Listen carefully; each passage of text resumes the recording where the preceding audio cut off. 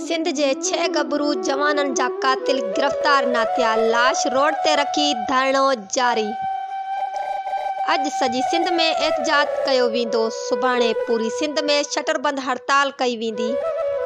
Sindh action committee. मां आहियां सिंध न्याणी सिन्नाज़। 48 कलाक खां वधीक वक़्तु गुज़रण बावजूदि भंड बिरादरी जे 5 जवाननि जा लाश दफ़न न थी सघिया। हाईवे ते लाश रखी धरणो जारी। सवें गाॾियूं बीहजी वयूं।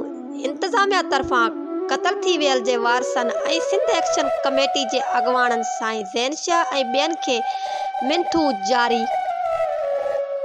वारसनि जो चवणु आहे त जेसीं वाक़िए जे जवाबदारनि ख़िलाफ़ केस दाख़िल करे गिरफ़्तार नथो कयो वञे तेसीं लाश दफ़न न थींदा ऐं लाश रोड ते रखी धरणो जारी रहंदो।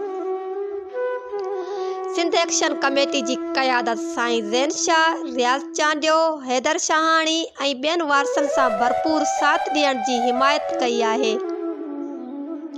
हाईवे ते लॻल धरणे में डॉक्टर नियाज़ कालाणी, निसार कीरियो, अनाम सिंधी, सीनियर क़ौम परस्त चाचा सरफराज़ मेमूण बि शरीक थी विया। जॾहिं त रिंद बिरादरी जे सरदार जी बि शिरकत राति देर सां वज़ीर आज़म जो ख़ासि माउन अरबाब गुलाम रहीम बि पहुतो। वाक़िए ते ॾुख जो इज़हार ऐं कातिलनि जी गिरफ़्तारी जो मुतालबो।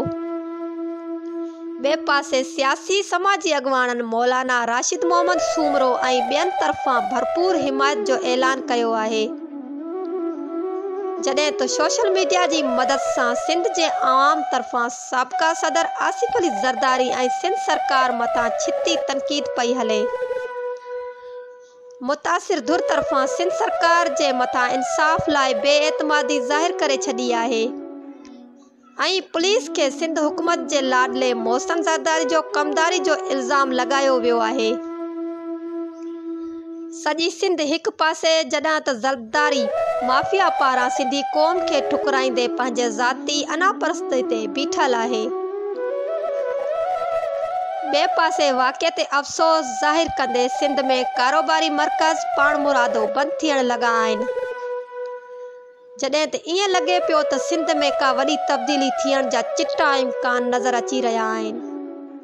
सिंध हुकूमत कातिलनि खे गिरफ़्तार न कयो त ईंदड़ 24 कलाक संदनि लाइ ख़तरे जी घंटी थी सघे थी। मूंखे ॾींदा इजाज़त। ख़ुदा हाफ़िज़।